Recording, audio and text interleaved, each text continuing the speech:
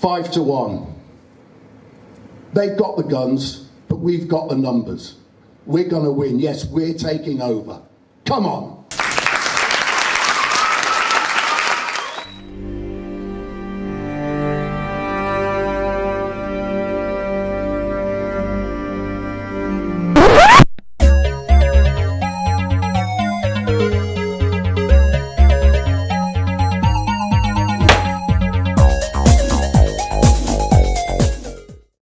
Hello, welcome to Vlog 11.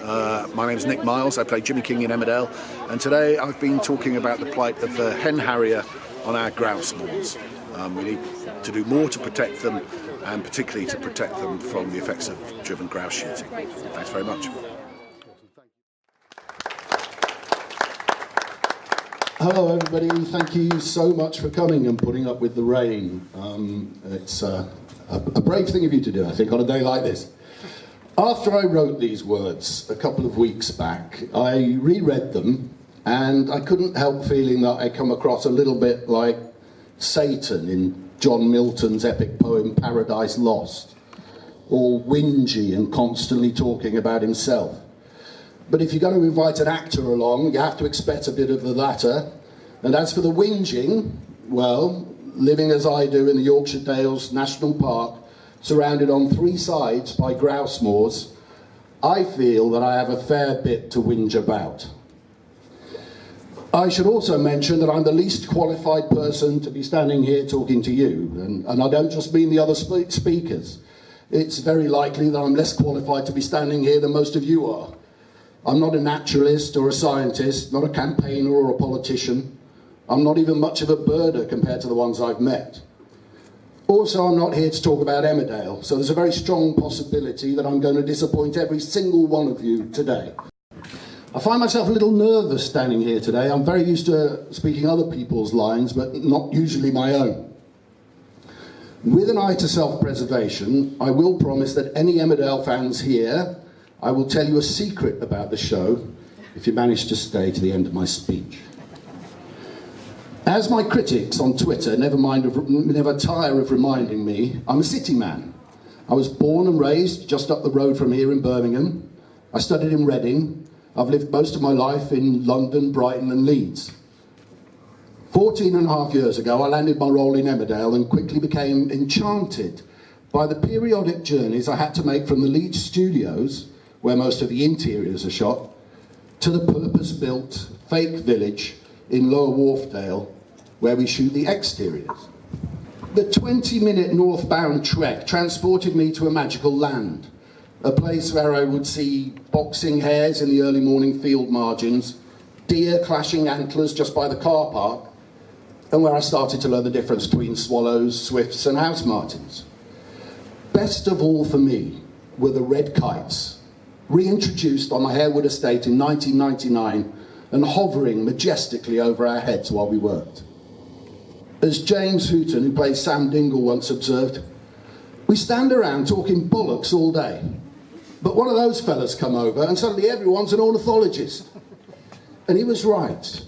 Nobody could see them close overhead without being enchanted, perhaps even a little ennobled. So this lifelong city dweller got to thinking that he might get out of the city, and not just 20 miles out. Oh no, I was serious. I managed a whole 40 minutes up the A1, turned left through some pretty villages, and found myself in Wensleydale, just inside the eastern edges of the Yorkshire Dales National Park. I know a lot of you will guess what's coming, but I had no idea. I was sold on those two words, National Park. So I found myself a tumble-down cottage in a village with a shop and two working pubs. It was literally known as the tumble-down cottage. And I wanted the pubs and the shop because you could take the boy out of the city, but you know, boy wants a drink. I became acquainted with some ruddy-cheeked, tail and hearty fellows well met in said pubs, and climbed the nearby hill to stare at all the raptors our national park had to offer. Freshly equipped with a pair of binoculars, a present for my sister, and the big RSPB picture book of birds of prey. From the side of that hill in Wensleydale, I can drive to the fake village in Lower Wharfdale in 80 minutes. In 8 years, not a single red kite has made it to my hill in the national park where I patiently wait. The truth dawned slowly. I started to realise that I was waiting in a place surrounded by grouse moors, part of the hill on which I wait. Most of it is, in fact, a grouse moor. Those ruddy, cheerful, ruddy-cheeked men in their local pubs turned out to be some of the most lethally efficient slaughterers of protected species in the country.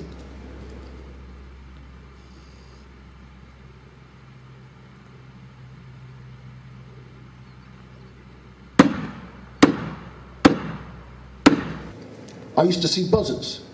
They're now vanishing too. Last spring, I found the heron that patrolled my local bit of the River Ure, dead beside a poisoned rabbit carcass. If I catch sight of the odd kestrel or merlin, I count myself lucky. Friends started to take pity on me.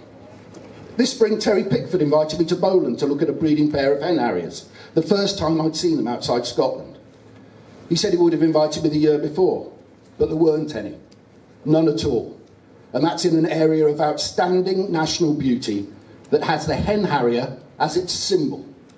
The grey ghost, the sky dancer, one of the most spectacular birds I've ever observed. So this is where we find ourselves. We label our uplands national parks, but do next to nothing to protect the species that should be found within them. We put a picture of a Hen Harrier on the pretty Bowland enamel badges, even when there aren't any there. And all this PR, so that mugs like me and city folk will think all is well in the countryside and not to worry too much about the subsidies we pay to them for the grouse moors, which count as land kept in farmable condition, and even for their shotgun licences, which police say cost them 4 times the actual price to administer. Michael Gove quietly removed the cap this year on how much a landowner could be paid in subsidies for keeping their land in a farmable condition. Nobody dragged him onto the news to ask where the money was coming from or why we should be giving taxpayers' money to some of the wealthiest people in the country.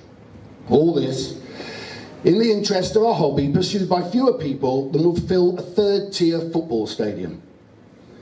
Driven grouse shooting, the kind where the so-called hunters can't be asked to actually hunt, but wait for the grouse to be pushed towards them, is, they argue, a traditional sporting pursuit, practiced for generations. Well, it isn't at all sporting, and it was invented by Victorians, just like the workhouse. We seem to manage without those.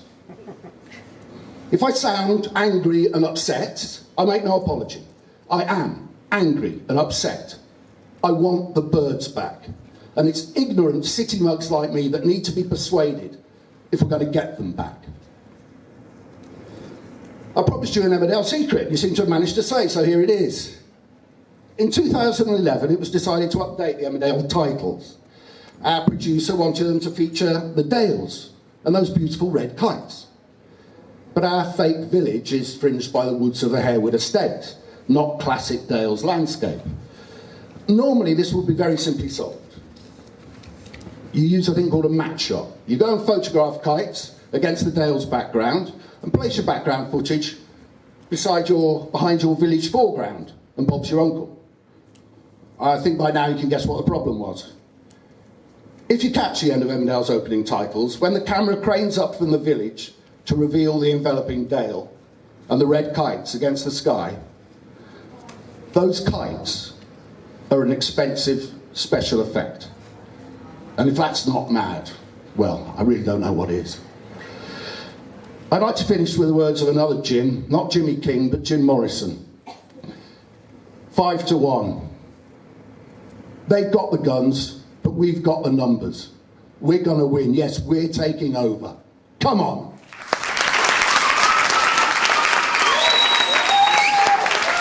Our uplands are being stripped of all life other than the hunting folly of the extremely wealthy, the red grouse, and its basic requirement, heather. A monoculture, a desert, stained with the blood of eagles, harriers, hawks, falcons, hares, foxes, stoats and weasels, and so much more. We're all paying for it. Floods in our lowlands from the draining and stripping of blanket bog, the tax pounds in your pocket, supporting what they call farmland, but most of all our wildlife, shot, poisoned, snared. It's time to ban driven grouse moors. Back soon, guys, with a more normal structured vlog 12, and also of course the answer to the teaser in vlog 10. See you then.